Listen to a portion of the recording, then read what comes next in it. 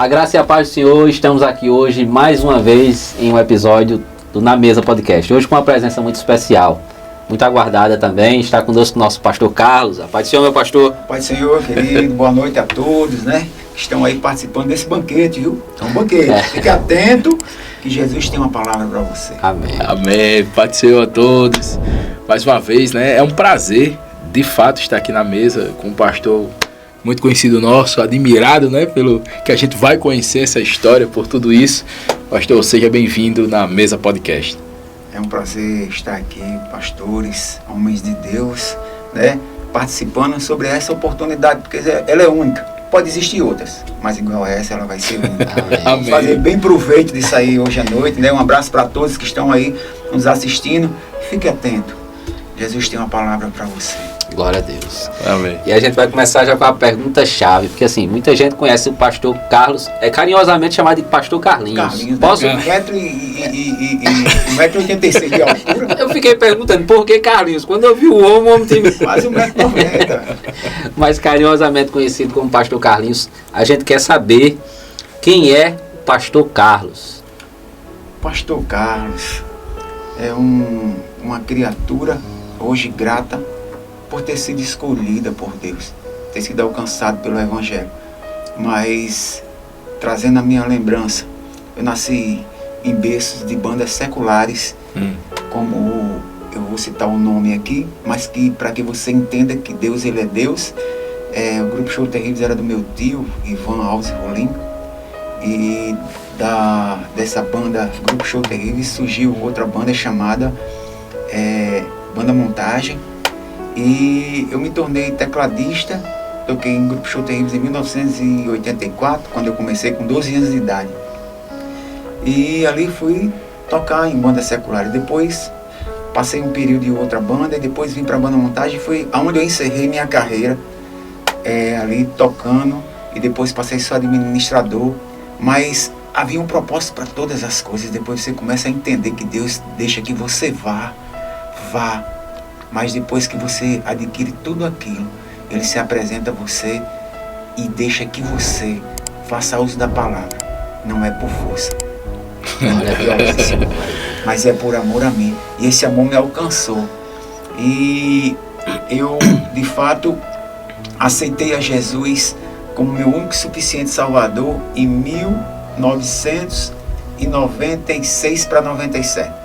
E ver minha experiência com Deus. Entender porque aquelas pessoas passavam aquele momento de alegria, e porque falavam em línguas, e porque gritavam na presença quando o Espírito Santo enchia. E Deus começou a me ensinar esse amor tão grande que a gente sentia fluir a presença do Espírito Santo de Deus. E eu, como fui o primeiro da minha casa, da minha família, pois eu vinha de um berço de uma família católica que todo final de ano, dezembro, nós íamos para aquela viagem de romaria chamada São Francisco Canindé, ali em Juazeiro, no Ceará. Sim, sim. Né? E ia para aquela estátua lá do Padre Cícero, e nós fazíamos aquela romaria. Inclusive minha mãe chegou até a fazer promessas de eu sair vestido durante 10 anos com aquela bata, e só tomava banho depois que aquela bata ficasse no pé daquela estátua. Mas as coisas continuaram passando, e tinha uma palavra que me trazia uma interrogação dentro de mim. Dizia: conhecereis a verdade, e a verdade vos libertará. E isso aí eu me interrogava, eu dizia: que verdade é essa? Eu sabia que nós vínhamos aqui, mas nós não éramos duradouros aqui para ficar eterno. Eu sabia que tinha que existir algo após a morte. E eu comecei a buscar, descobrir que verdade era essa. E eu fui o primeiro de casa a me converter ao Evangelho. Eu era tão infiltrado dessa parte de católico, da questão de pregar as romarias, que eu passei a comercializar santos. E conhecia muitos, e trazia encomendas, e fazia tudo isso aí. Mas você vê a que ponto eu cheguei para depois conhecer a verdade e ser liberto verdadeiramente de tudo aquilo a qual a gente era preso por falta do conhecimento. E eu costumo pregar algo que a gente vence batalha com conhecimento. Se você prestar atenção, todas as nações, elas se investigam umas às outras para obter os conhecimentos, para saber os seus pontos fracos e obter a vitória. Então eu fui conhecer que verdade era essa. E quando eu me converti ao Evangelho, sendo o primeiro lá de casa, e minha família me tomando como louco, me doidou.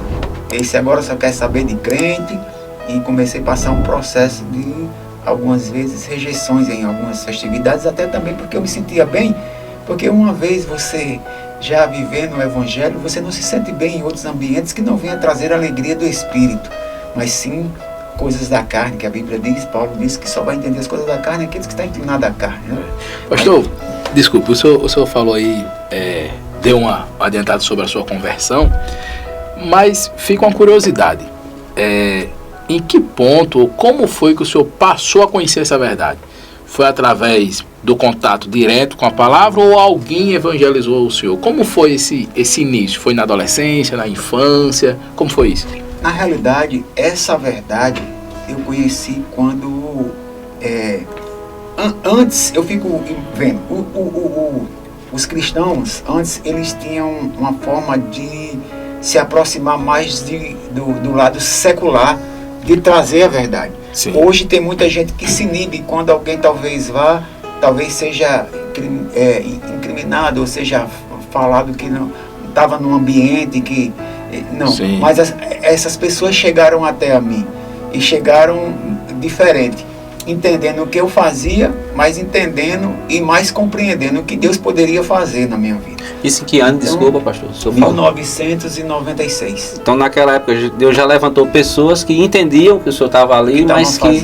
Eu, inclusive, a minha primeira igreja que eu congreguei, a qual eu me converti, foi do pastor Luiz com a pastora Dalva, sua esposa, a Nações para Cristo, lá no Bar Nordeste. Pequenininha, dentro de uma vila, mas tinha uma unção de Deus tremenda. E ali foi onde eu recebi uma porção do Espírito, né? E ali eu não consegui dominar a minha língua. E comecei a me alegrar e comecei a falar nos mistérios, e eu também fui batizado nas águas também nessa congregação. E ali começou a minha primeira experiência com o Senhor ali. E voltando a dizer que quando ali o Senhor me alcançou pela sua misericórdia, eu passando esse processo, eu era discriminado dessa forma, mas eu entendia, porque quando a gente busca a palavra, a gente consegue ter apoio aqui. Embora a gente esteja muito angustiado e seja muito atingido por pessoas até que estão à sua volta, mas a Bíblia diz que o Senhor, Ele ia enviar o Consolador. E o consolo está aqui. A gente às vezes quer talvez um consolo. O consolo está bem pertinho. Ele tem uma palavra para você, né? Pastor, o senhor estava falando uma coisa interessante. A gente teve um outro pastor, né, amigo nosso, que também era músico, aceitou Jesus, e ele disse que enfrentou muita dificuldade no começo da caminhada. E com o senhor, como é que foi esse... O senhor já vivia disso, era profissional da área, né? Tocava nisso, administrava uma banda muito conhecida na época, eu tenho lembranças disso, né? Foi um dia desse, o pessoal não pensar que eu sou muito velho, foi um dia desse. Foi um dia desse. Mas, pastor, como foi para o senhor viver disso e de repente começar uma nova trajetória, né? Os amigos... Eu faço essa pergunta, pastor, porque muita gente lá em casa assistindo isso pode estar se perguntando, ou com desculpas, eu não posso ser crente agora, eu tenho um desejo de seguir a Cristo, eu admiro os crentes, mas eu tenho tanta coisa na minha vida para me organizar.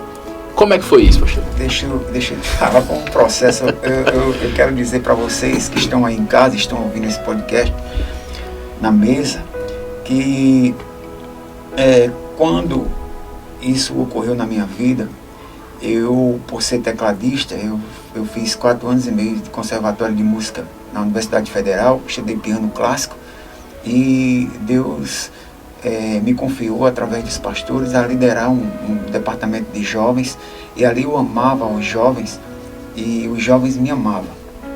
E o que aconteceu? Eu usava os instrumentos que eu tocava na banda, era o mesmo instrumento que eu usava para louvar o Senhor, mas eu tinha a preocupação de ungir eles no momento. Eu ungia eles e pedia que o Senhor tomasse conta daquele momento, porque eu estava ungindo aquele instrumento. Eu não tinha outro, era o que eu tinha. Como meu pai era dono, e obviamente eu me tornava dono por ser filho do dono, Sim. e eu o transportava, mas eu pedia. Agora, quando eu transportava para a banda de novo, para ter que tocar as músicas, que eram músicas seculares, me entristecia, e Deus sabia disso aí no meu coração. Inclusive eu lembro, a gente, esse evento chamado Carnatal, foi na gestão de Vilma. Na época ela era prefeita e nós éramos a banda que andavam com ela, e a gente tocava, formou o Carnatal, foi através como banda montagem. Depois foi que a Destaque entrou e foi crescendo e trazendo as bandas da Bahia. Mas eu lembro que eu pegava o teclado, que eu louvava ao Senhor e dizia: hoje alguém falou seu nome para mim, que você está sofrendo. Então eu louvava isso aí. Eu peguei esses hinos ainda em vinil, na época, né? Era o disco vinil. E eu estou vendo até a vitrola ali, que coisa linda.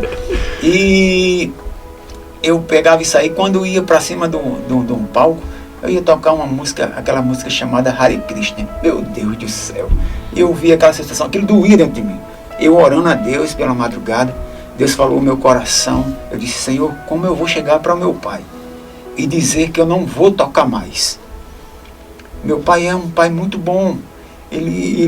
O Senhor sabe, o Senhor conhece o coração dele. Eu chegava em casa e contava um testemunho de vida e dizia, meu pai dizia: meu filho, qualquer dia desse eu ainda vou ser um crente. E minha mãe estava de lado, a minha mãe olhava assim e dizia: ainda bem que existe separação. Eita. Só que eu sabia, porque a Bíblia me afirma e me diz que a minha luta não é contra a carne nem sangue. Eu sabia que não era minha mãe que estava falando.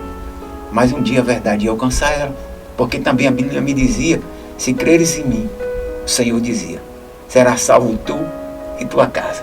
Eu sabia que era uma questão de tempo. E isso ia acontecer. Se você crê, irmão, se você crê de verdade e fizer conforme o Senhor está lhe ordenando, tu e tua casa vai servir ao Senhor. Minha mãe aceitou a Jesus, meu pai, minha Glória irmã. a Deus. Vocês devem conhecer o Ministério de Louvor Diante do Rei Jesus, né? Fabinho é meu cunhado, Sueida é minha irmã, Luciana, que era cantora da banda montagem, serva do Senhor, Mário, guitarrista, que foi da banda montagem, foi dos Cavaleiros do Forró, servo do Senhor, Jean, que foi meu cantor também, funcionário meu, servo do Senhor, né? Gilmar, que foi do grupo Show Terrível, servo do Senhor. Ei, se cumpriu a promessa. A palavra de Deus tem que ser cumprida. Jesus disse: eu vim para os perdidos, os doentes, os que estão precisando.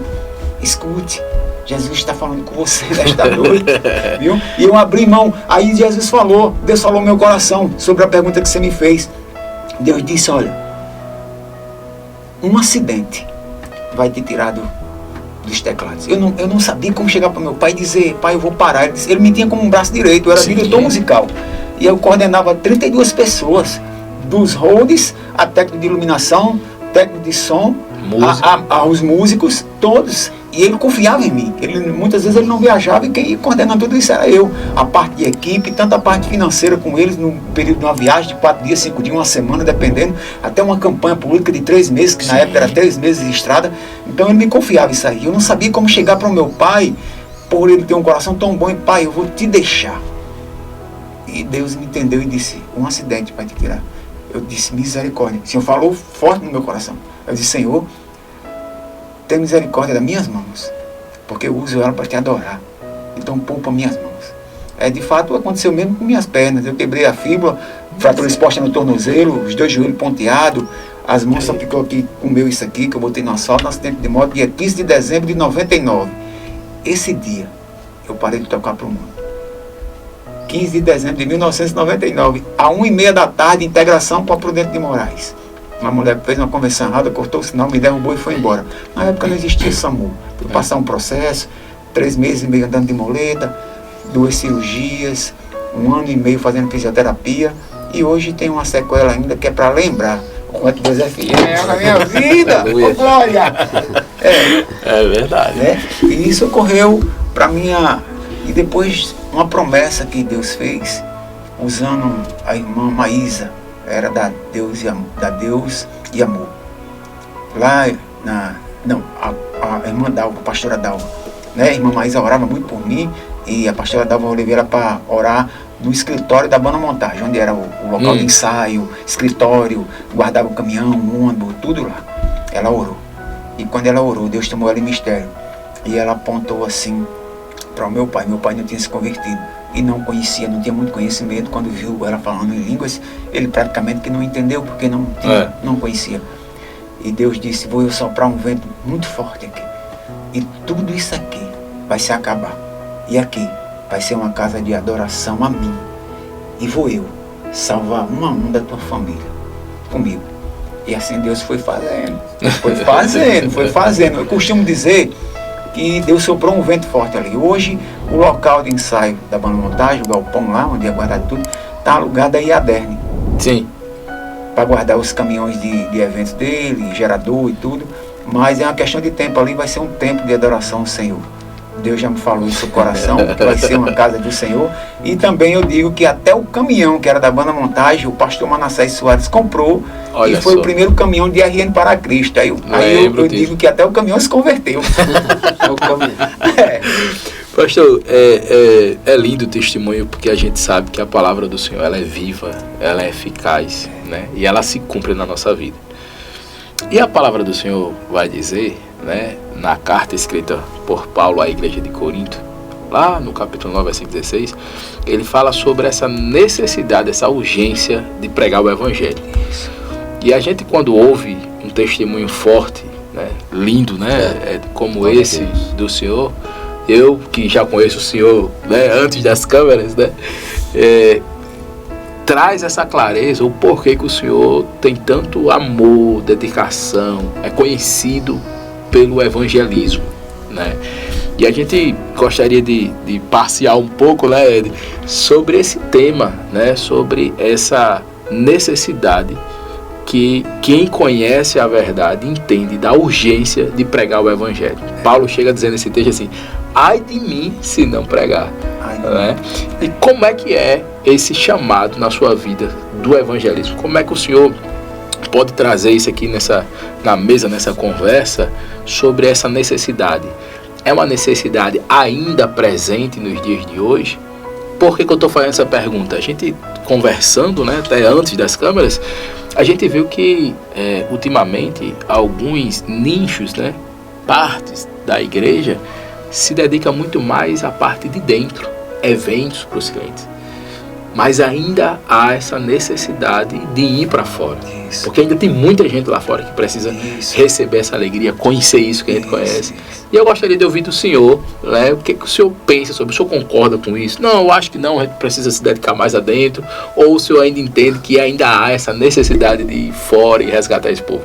É interessante essa pergunta, porque nós estamos lá na igreja, a qual eu pastoreio, que é a Sol da Justiça, Assembleia de Sol da Justiça. Nós estamos com um projeto chamado Igreja na Rua.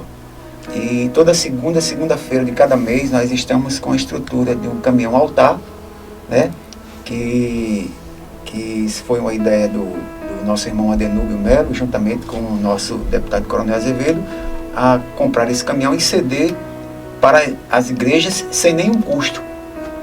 Não tem custo. E ele só fazia isso aí se realmente eu aceitasse. Então, a gente... Pastor, eu quero só... Não perco o raciocínio, não. É caminhão altar, não é caminhão palco. Diz aí pra gente aí, por que o senhor nos deu esse ensinamento? Às vezes, as pessoas dizem: pastor, então você tá com caminhão palco? Eu disse: não. O caminhão palco é para show. O caminhão altar, ele está consagrado à adoração ao Senhor. Glória a Deus. E ali seja voltado, aleluia, para a glória de Deus, porque ali exclusivamente. Foi preparado exclusivamente. Exclusivamente, é caminhão altar. E você fica suspenso. É forte, então, se você for conversar com o pastor aí, não fala em palco, não. É caminhão altar. Diga, irmão, você ligou errado. Mas se for altar, pode contar. Então Amém. É uma estrutura disponível para o evangelho fazer o ID. E isso é importante. Eu vou dizer a você que eu estava em um evento lá ali em Capim Macio, e nós estávamos no evento de rua, e eu tinha ido lá colocar o som. Não era ainda o caminhão altar, era um evento de um culto de ação de graça, e ali eu fui levar o som para ser colocado lá. E eu não esqueci essa imagem. Até um dia desse, eu estava procurando esse vídeo. E ali em Capim Macio, um bairro nobre, um bairro de classe A, né? Ali em Capim Macio, muitas casas, e as quatro torres, 5 torres de prédio, acho que tinha uns 20 e poucos andares. E ficava distante, mas você via as torres, e a rua direcionava e você via as torres lá na frente. E começou os louvores, a adoração, e eu lembro que um momento que estava havendo um louvor com adoração e uma ministração, e lá vem aquele rapaz, um rapaz forte, eu acho que tinha seus 28 anos, de bermuda, de camisa, de pé descalço, chorando. Ele estava no 11º andar e ouviu o som em uma das torres e veio para aceitar Jesus. Olha só. Porque a igreja foi para a rua. Isso. Porque o evangelho foi proclamado na rua. E tem um preço de uma alma. Não existe. Então precisamos ir, precisamos sair, precisamos fazer essa parte, sim. Tem que ter a casa de oração do Senhor, tem que ter a referência, o local que se encontra. Porque Jesus disse ficar em Jerusalém. É necessário que fique até que sejam revestidos de poder. Então tem os momentos, tem. Mas a igreja precisa ir para a rua. Precisa ir adiante, precisa ir com coragem e preparada. Preparada porque a Bíblia também diz que os filhos das trevas, eles são mais prudentes do que os da luz. O que quer dizer? Vá preparado. Vá com o Senhor na frente, porque tem que estar preparado no combate. É interessante que no seu testemunho o senhor falou sobre uma estratégia que possivelmente também tenha sido recriminada, né, na época. Porque mesmo o senhor ainda estando lá na banda secular, tocando, alguém foi usado por Deus para lhe evangelizar lá, entendendo que lá existia uma alma importante para o Senhor. E hoje, o que o senhor acha sobre essas estratégias da igreja fora, né? De entender a importância de cada alma, de entender do tempo da semeadura, né? Esse texto Paulo fala sobre a semeadura, ele fala, eu também sou livre para isso, né? E aí ele fala sobre a semeadura e da colheita. E pelos cálculos rápidos aqui, demorou de 97 até 99 para começar a render frutos, né? Da família. O tempo que houve o acidente, assim, Deus me falou que ia ter, mas eu não sabia nem como, nem quando. Mas eu pedi que ele poupasse as minhas mãos. E o que eu achei interessante foi que minhas mãos aqui ficou só asfalto e sangue, porque elas comeram no asfalto, eu suspendi a cabeça. Tendência de quem cai é logo se levantar. Você quer botar logo as mãos, mas isso aqui foi comigo. Mas Deus restituiu tudinho para a glória dele. E hoje eu continuo fazendo os acordes para adorar o Senhor. Glória a Deus. Aleluia.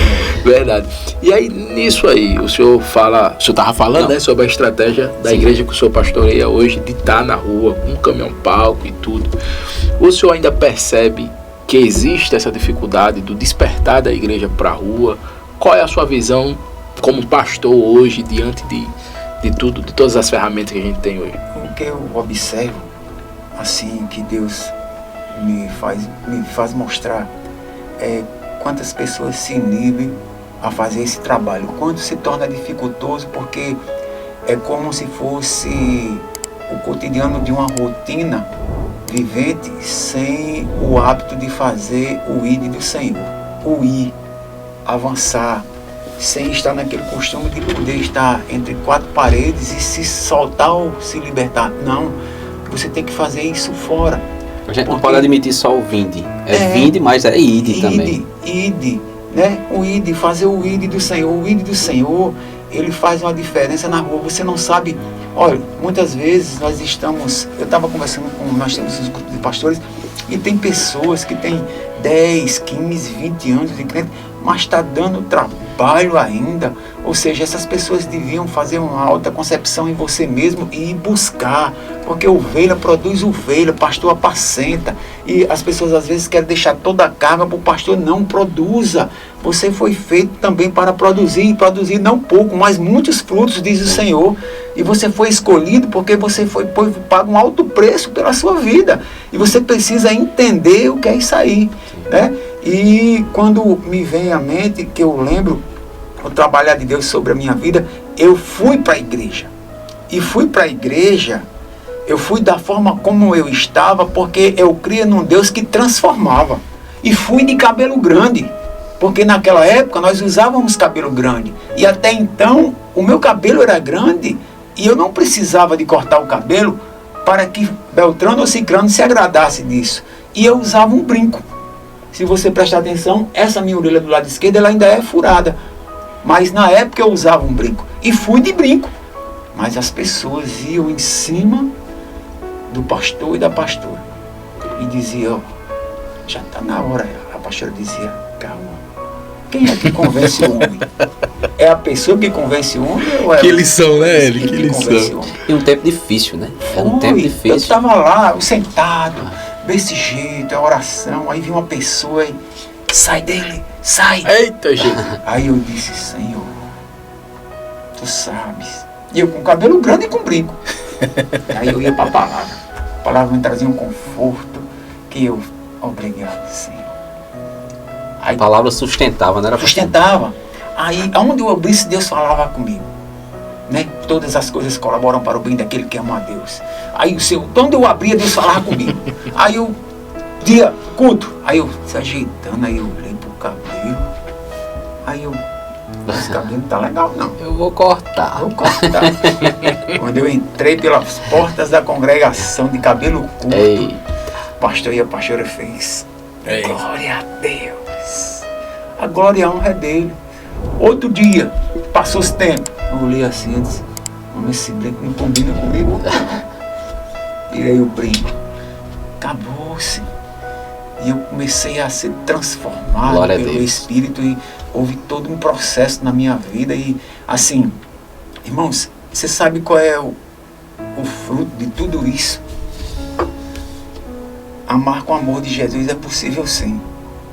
E aí, quando você sai para fazer as coisas do Senhor, você tem que fazer direcionado a Ele. Porque como diz a palavra, se você for fazer direcionado ao homem, você vai receber tapas, vai receber elogios, e você vai receber afados em tudo, porque você está esperando aquilo ali. Aí diz a palavra do Senhor, que Deus ele não tem mais galardão para te entregar, porque você já recebeu do homem. Isso. Mas se você for, aleluia, em oculto fazer, sabendo que vai fazer para ele com amor, esse projeto que nós estamos fazendo com o caminhão altar, quando eu saio de casa, eu oro porque eu vou enfrentar pessoas de ambos os tipos. Humildes, sem ser humildes, apressosos, avaresos, amorosos, do que você imaginar. Pacientes, impacientes, bravos, raivosos, amorosos, do que você imaginar. Lidar com todo tipo, né? E Deus me falou que eu vou me dar com todo tipo de pessoas. E eu tenho que ter o mesmo amor para montar, porque eu tenho que estar na minha posição de servo. Eu tinha 32 funcionários, eles preparavam para mim aquilo que eu pedia. Eu tinha uma pessoa para tomar conta só dos meus teclados e montar os meus teclados com retorno da forma como eu queria, que ele já sabia a forma que eu queria, a montagem, a altura da estante, de tudo, para colocar tudo direitinho.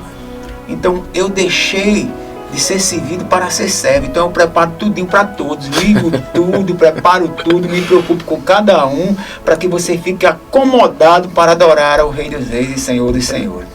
Então eu fico imaginando, às vezes eu me deparo com pessoas que dizem, você é Carlinhos, que era dono da banda, você... Eu disse, irmão, sou e alegre, e continuo ligando as coisas e fazendo, e ele disse, vem cá, você...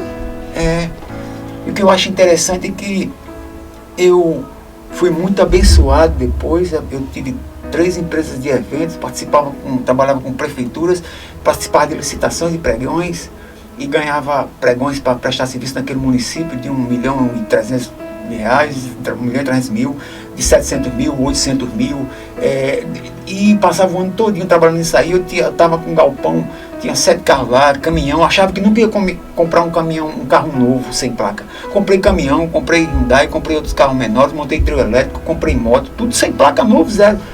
Então, 5 contas em bancos. Eu trouxe até um testemunho uma vez, trouxe uma variação de cartões de crédito, meus cartões de crédito era tudo de 21 mil, tudo, né? Então teve uma hora que cessou tudo. Hoje eu ando num palhozinho porque meu pai me deu. E eu fiquei sem nada. Eu acho que talvez não, a palavra talvez não pertence, mas eu acredito que Deus quer saber onde é que está seu coração. Porque a Bíblia diz que onde estiver teu coração, ali está o teu tesouro. E eu ando com a palavra dentro de mim, que esta palavra diz juntar tesouro para o céu. aonde a traça e nem o ferrugem corrói, nenhum ladrão pode ceifar. E eu tenho lutado por isso. É almas do Senhor, que chegue a palavra e liberte, porque eu não quero uma salvação para mim, para minha família, ou para os meus, se os meus irmãos estão passando processo sem a informação que Jesus Cristo é o caminho, a verdade e a vida. É a única frase que tem no caminhão, o nome Jesus bem grande, e embaixo, o caminho, a verdade e a vida. Importante isso, pastor. O senhor estava falando isso aí, eu fiquei me lembrando, né, o tema que a gente está, né, permeando, abordando. O escritor disso aí, ele chega, o apóstolo Paulo, quando ele vai escrever, aí, trazendo um panorama bem simples, né, o maior escritor, porque dos 27 livros do Novo Testamento, ele escreveu 13. Então, abordando exatamente tudo isso que o senhor está falando, a urgência da verdade nessas pessoas. E aí o senhor falou isso aí, eu me lembrei que quando ele vinha da terceira viagem missionária, né, vindo da igreja de Éfeso, ele tinha um desejo de ir a Roma, pregar em Roma, e ele escreve o livro, né, escreve a carta aos romanos, e na introdução dessa carta ele fala exatamente isso. Ele diz: eu sou devedor. O cara que construiu a igreja gentil. Ele não vê crédito nisso. Ele tinha esse sentimento. Eu não mereço isso, eu sou devedor. Por isso que talvez ele tenha escrito, eu aprendi com o senhor agora, não existe a palavra talvez. Certeza que ele escreveu isso. Ai de mim se não pregar.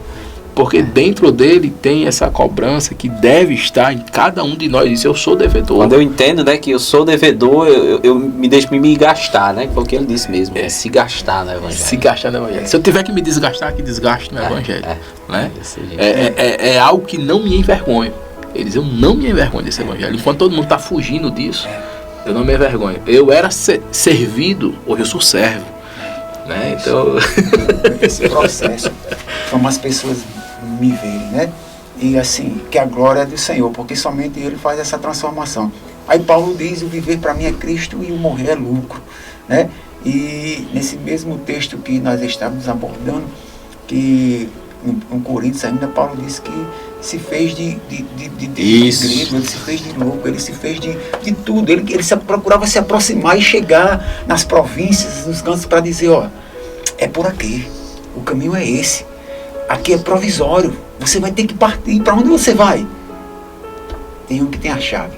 A porta é estreita, mas dá pra gente ir. Vamos? É estreita, mas tá aberta. Passei um processo, como eu acho que talvez havia um propósito também,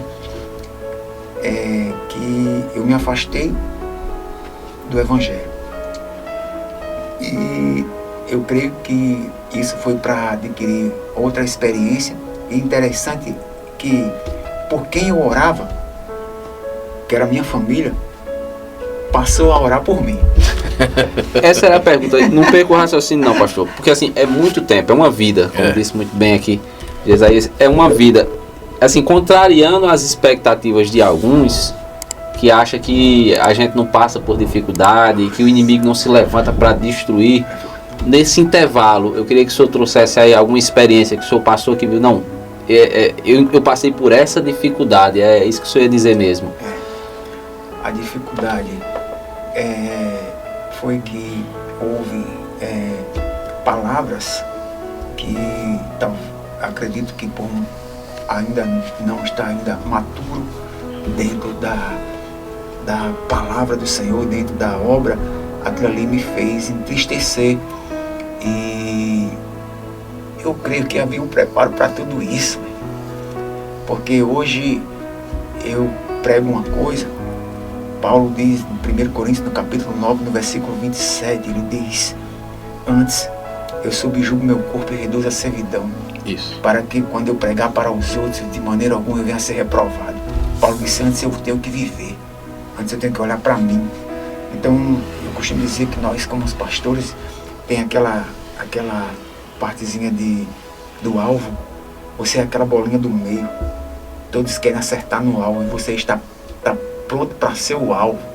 Então ali Deus me levou para cantos e me fez passar por situações para entender que o chamado, pelo zelo, nós temos que estar preparados em Cristo Jesus e aprofundado na sua palavra para ser o alvo de tudo e de todos.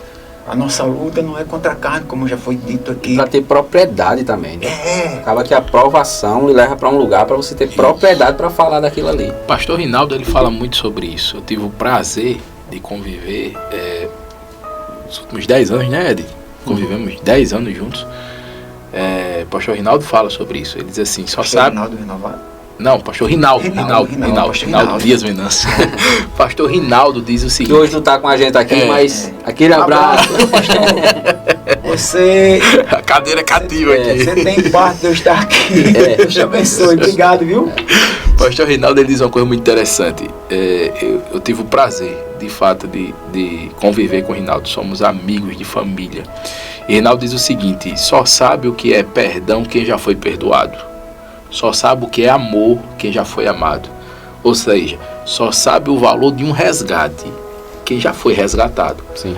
Né? Então aí, contribuindo com o que o senhor estava falando, às vezes é necessário que a gente passe por algumas coisas para a gente poder usufruir e distribuir o mesmo amor que a gente recebeu. Da segunda chance, do levante, né? Do conto comigo, seguro na mão, vamos juntos. Misericórdia, né? O uso da misericórdia. O uso da misericórdia, porque assim, sem querer tirar o raciocínio, mas eu ainda estou pensando aqui nas pessoas que investiram nele de 96 até 99. Isso. Porque ele estava dentro de ele estava em uma prateleira dos improváveis. Isso.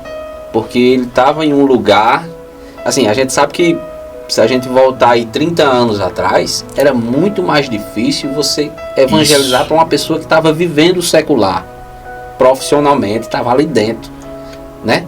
Então, eu tô viajando aqui nessas pessoas que investiram no improvável. Não, ele vai dar fruto. De insistir, de né? calar. Aí passa por todo um processo, lá na frente fica de molho, né?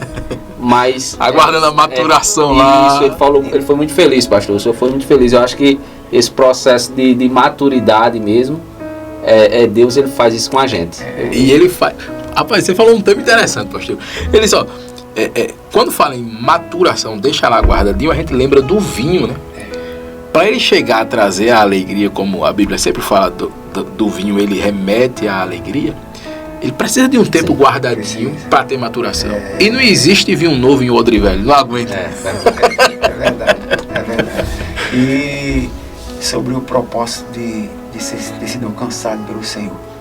Eu, como liderança, quando nós entramos dentro do ônibus para viajar, viajamos muito para Pernambuco também, né, no período, e eu lembro que eu colocava uma fita, na época era fita, o ônibus tinha toca fita, né? Toca fita, e eu colocava a fita e era o testemunho de Márcio Nascimento, né? Músico também, trombonista na época do Paralamas de Sucesso. Sim. E ele fazendo a ponte aérea Rio em São Paulo, ele foi e entregaram um folheto a ele e tinha dito no folheto: de que adianta o homem ganhar o mundo inteiro e em troca perder a sua alma, a sua salvação. E aquilo falou com ele botou o folheto dentro do bolso do paletó, né? E ali ele foi mastigando aquilo ali. Então eu queria também que os músicos compartilhassem isso que eu tinha compartilhado. Eu já tinha aceitado a Jesus. E era louvores da parte dele. Aí uns diziam: homem, tira esse negócio daí. Outros diziam: homem, bota outra coisa. Ora, dentro do mundo que tocava tudo, a banda que estava tocando tudo de música secular do mundo, né? E eu botava, de repente, entrava com... Aí eu dizia, eu usava de uma palavra, eu disse: ó, eu sou o dono da banda, meu pai é o dono da banda, obviamente também eu sou, e também do proprietário do ônibus. Vai rodar o que eu quero ouvir. Meu som, minhas regras. Vai rodar o que eu quero ouvir. E aquilo ali foi evangelizando eles. Já tinha um propósito. Já evangelizando. Um pedacinho, Carlos trouxe algum outro testemunho, trouxe. Aí eu lembro que Jean começou a andar com o Novo Testamento. A gente se hospedava nos hotéis, aí tinha o Novo Testamento na parte das cabeceiras, na cabeceira. E Jean já estava andando com o Novo Testamento. Eu olhava para Jean lendo. Aí Mário era afastado porque nasceu em berço da família cristã. Estava afastado. Aí Luciana já ouvindo. E assim, começaram a ouvir os primeiros passos de Jesus. Isso. Porque Deus já tinha provido isso aí para que isso ocorresse. Então, assim, foi tudo um preparo de Deus, foi tudo um propósito de Deus para que isso acontecesse. E hoje, assim, a grande parte dos músicos, eu acho que da época, até o nosso irmão João Maria, ele era o técnico de som, né? E eu lembro que quando a gente falava na sede que eu estava falando do amor de Jesus, eu lembro que só tinha um evangélico na banda todinha, era o motorista do caminhão, João. Ele é o obreiro da casa do Senhor. Eu acho que se hoje ele não for, ele era diácono, e eu não sei se ele está ainda como diácono, né? Então João era o único que era evangélico de toda a banda.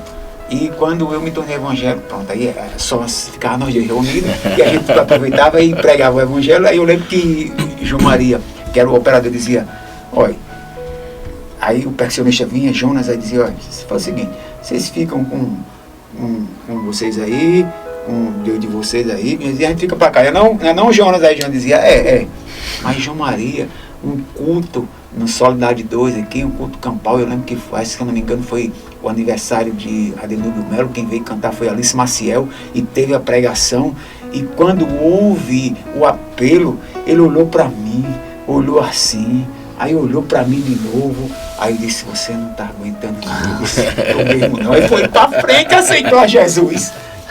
Ele já partiu para agora, ele faleceu faz 3 anos. Ele morreu, não conheceu ainda o período da pandemia, mas ele morreu com um problema que houve no pâncreas.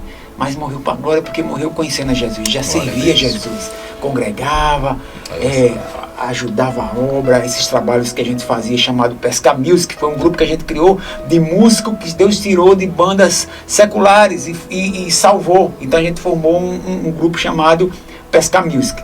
Né? E o Grupo Gás, que é o grupo de ação social. A gente vai visitar os músicos, aqueles que fazem parte, está precisando, uns já partiram e outros, mas levando o evangelho, né? Levando o evangelho e fazendo a ação também, levando fralda, levando remédio, levando alguma coisa que esteja necessitando, cesta básica. E tá envolvido na obra, tá fazendo a caridade, tá fazendo o que Jesus está falando. Sendo igreja, né? Sendo igreja. Então, assim, isso ocorreu, isso foi maravilhoso. Eu creio que Deus nos usa para fazer isso e não pode parar. Prossiga. Pastor, esse testemunho é muito importante, porque parece, a impressão que dá é que o pessoal que está chegando agora na carreira, né? Está chegando agora nessa caminhada cristã, não tem noção do poder da palavra de Deus. É verdade. O poder libertador. Que a Bíblia diz, né? Ela fala sobre ela mesma, que a palavra é viva, ela é eficaz, é que ela nos confronta. Ela não nos afronta, mas ela confronta. É o amor que nos constrange, né? Tá lá contando lá um testemunho, a palavra tá lá e confronta em amor, né? Como é que pode dar um negócio desse? Mas ela nunca é lançada para voltar vazia. Sim. A terra, ela é fértil e a semente, ela é boa. O crescimento quem dá é Cristo. E aí, às vezes, eu percebo o desespero das pessoas querer adequar para tentar chegar mais doce. Né? Parece que a igreja não consegue mais acreditar no poder. Rapaz, semeia a boa palavra. Essa é a recomendação. Semeia em tempo e fora de tempo. Porque é Deus que vai trazer o crescimento. É verdade. Né? É verdade. Quando você tiver a convicção, e a convicção de fé, que quem dá o crescimento é o Senhor, quando você se prepara, obviamente a Bíblia diz que devemos estar preparados a manusear bem a palavra. Então depende de nós a fazermos essa parte de examinar as escrituras e estar preparado para isso. Porque se fosse para Deus fazer tudo, Ele não precisaria de nós. A recomendação é do obreiro que manuseia bem a palavra, né? Não tem que ser vergonha. Então depende de nós. Porém, também Paulo traz uma instrução dizendo que não devemos saber mais do que convém. Isso. Tem gente que quer passar por cima dos outros, irmão. Misericórdia. Se você está formado em Cristo, fica à vontade. Porque eu não conheço ninguém formado em Cristo. Eu conheço aquele que tem que fazer o papel que o Senhor lhe entregou.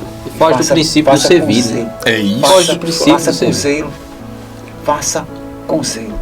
Jesus abençoou não o maior valor, mas o menor valor, que foi doado tudo que tinha. Aquela senhora que deu aquelas moedas. Sim. Não foi o maior que estava sobrando, que tinha de muito, não. Foi o menor, porque deu tudo que tinha. Então, dê o que você tem, o melhor para o Senhor. E eu procuro fazer isso aí com zelo, porque você tem que entender que por mais que a gente dê ao Senhor, como foi dito aqui, sempre estamos devendo, porque tudo é dele. A tua vida é dele, a minha vida é dele, tudo é dele. Ele quer que nós verdadeiramente entendemos que tudo é dele. Ele vai requerer de volta. É verdade. Vamos estar diante dele para prestar conta de tudo que fizemos ou deixamos de fazer. E como foi perdido um tempo na minha vida, que o Senhor sabe por quê, porque também Ele permite que nós vivemos situações, porque existe um preparo. Ora, Ele podia ter salvo Saulo de Tarso desde a sua infância. Não, sabe?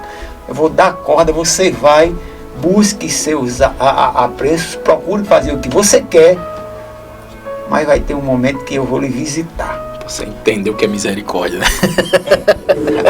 Aí pronto. Mas eu Acho que foi a última matéria, né? A última matéria era misericórdia. Precisava sentir aqui. E foi isso que ocorreu, e eu louvo a Deus por... Não é fácil, irmãos.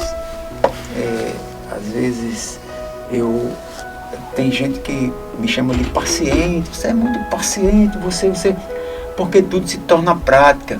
Tem pessoas da minha família que dizem que eu sou besta, ou sou mal. Não, é a prática. Eu passei a praticar. Eu lembro quem eu era antes. Entendeu? Eu chegava na minha casa, eu morava em Candelária, próximo ao Natal Shopping e o Carrefour ali. Eu morava num apartamento, até hoje o apartamento lá é nosso, da família, que está alugado. E eu morava lá, era um bairro também muito bom. E eu chegava lá, irmãos, e eu tinha dinheiro em banco, eu tinha fama, tinha conhecimento, uma agenda no telefone de mulheres imensa, tinha carro, tinha liberdade, um quarto para mim, com suíte, lá onde eu morava, com meus pais. Mas eu lembro que eu chegava em casa, depois de ter tomado muito uísque e ter passado processo também, que eu acho que todos nós somos um testemunho de vida. Então eu chegava em casa, abria a porta do apartamento, chegava bem baixinho, porque eu morava com meus pais, ia pro quarto e abria o chuveiro, e o chuveiro derramando água. Eu lembro que eu me ajoelhava e começava a chorar, chega a soluçava, porque tinha um vazio dentro de mim que não preenchia. Assim, eu poderia dizer que tinha tudo, mas eu não tinha nada, faltava alguma coisa. E hoje é diferente, quando eu choro é de alegria, porque eu sei para onde eu vou, irmão. Eu tenho convicção, porque eu sei para onde eu vou, eu sei que estamos aqui por um tempo, e tem uma nação. A minha nação não é aqui, a minha nação está no céu, da onde tudo começou, tudo vai se findar, e nós vamos para lá, porque o Senhor vai requerer, é dele, e eu quero estar limpo, alvo como a neve. É isso que eu quero estar dessa forma, dizer: Senhor, está aqui o que me entregasse, está aqui o talento que o Senhor me entregou está aqui, eu só sabia fazer até aqui. Ele sabe até onde você pode ir, irmãos. Agora esforça, tem bom ânimo, que o Senhor, ele é contigo. Assim como ele disse a Josué: vai que eu estou diante de ti, vai, esforça, a terra eu já te entreguei, lute por ela, eu já te entreguei. Glória a Deus. Pastor, eu ainda queria pedir ao senhor, dentro dessa mesma visão aí que está nos abençoando nesse momento, aprendendo aqui um pouco. Muita gente ainda passa por esse processo. Que processo? De viver, ou de depender, eu vou usar esse termo, de depender, de trabalhar no secular, vamos colocar assim. E muitas das vezes as pessoas se sentem indignas. Eu queria que o senhor trouxesse uma mensagem ou uma visão esclarecedora, porque assim, Jesus ele não exclui ninguém, Jesus ele inclui. Só irmãos, que... deixa eu te falar uma coisa, eu vou falar com propriedade, porque eu vou falar do que eu vivi e do que eu vivo. Como eu disse para você, eu como músico, eu achei que eu só sabia tocar e eu conseguia manter minha família daquilo que eu sabia fazer. Mas eu não posso limitar um Deus tão grande, que entrega tudo aquilo, porque a Bíblia diz: aquele que pede, dá-se-vos-á, o que bate abre, o que procura acha. Então esse é o Deus que a gente serve. A Bíblia diz: os que confiam no Senhor são como um monte de Sião, que não se abalam, mas permanece para sempre. Então eu achei que eu só sabia tocar.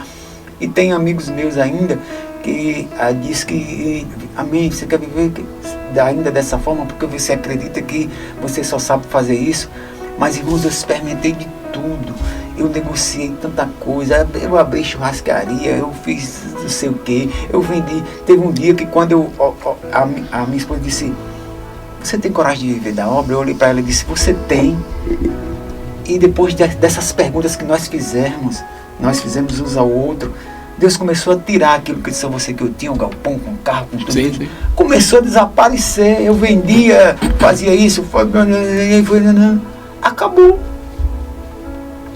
E aí? Não tem mais. Quando eu queria, às vezes os filhos queriam ir na praia tomar um banho, mas eu não tinha como levar eles assim, como antes eu tinha vários veículos, eu não tinha nenhum carro. Eu tinha Corolla, tinha Celta, tinha tudo, mas depois eu não tinha mais. E aí? Aí eu disse, e aí que eu estou com Jesus. Eu quero, eu vim, eu quero voltar, não vou voltar, eu quero levar nada daqui, ó. A minha pátria é diferente, eu vou andar de ruas de ouro e cristal, eu quero nada daqui. Não, eu passei esse processo. Então assim, irmãos, olha, Deus, ele tem, eu não sei calcular, mas ele é múltiplo em todas as coisas, ele provê.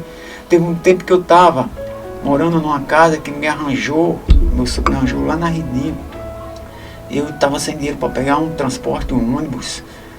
Assim que eu resolvi voltar, depois de ter aquele período que eu falei, que eu teve um tempo que eu me afastei, eu fui morar lá e eu estava sem dinheiro para pagar transporte e até para comprar o pão. E eu, de repente, conversando com Deus, eu olhei para cima e onde eu estava morando tinha uns coqueiros lá atrás. Quando eu vi os coqueiros cheios de coco, escachada bonita, eu peguei a escada, peguei esses cocos, fui vender nas barracas lá em Santa Rita. E vendi tudinho. Mas como, cara? Você era dono da banda, você tinha 32 funcionários, você teve uma ruma de coisa, você... Sim, eu tive, mas... Meu tesouro tem que estar focado em alguma coisa. O processo eu vou ter que passar.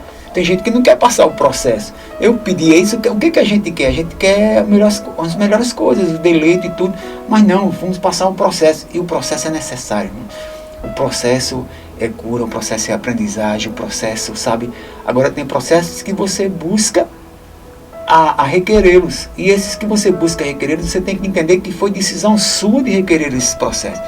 Porque quando a gente ora e vigia, a gente não deve dar passos sem que ouça a voz de Deus. Ele nos avisa, ele nos fala. A Bíblia diz que o Espírito do Senhor, ele não nos deixa nos enganar. E quando fazemos a coisa que é certa, nós sabemos que estamos fazendo o que é certo. Também como fazemos coisas que estão erradas, nós sabemos que estamos fazendo coisa errada. É viver debaixo da orientação do Espírito. Do Espírito. Glória a Deus. Prudência, ele avisa. E parece não. Deus lhe abençoou quando começou a tirar. Foi. Foi. Deus começou a tirar. Como é que você sorri num processo desse? Tem que sorrir e chorar de alegria. Porque eu fui alcançado, irmão. Glória a Deus. Eu fui alcançado. E o alcançado não é pronunciar, mas ter a vivência. Você viver, como eu disse, eu falo com propriedade porque eu passei por isso. Eu não dependo da música para sobreviver. Eu não dependo de A, B ou C para sobreviver. Eu não dependo de C, de F, de Z. Eu vou terminar até o alfabeto todo. Eu dependo só de Jesus. Glória a Deus. E Ele tem me sustentado. É Ele que provê na minha vida. Eu já o agirei, né? Deus da provisão.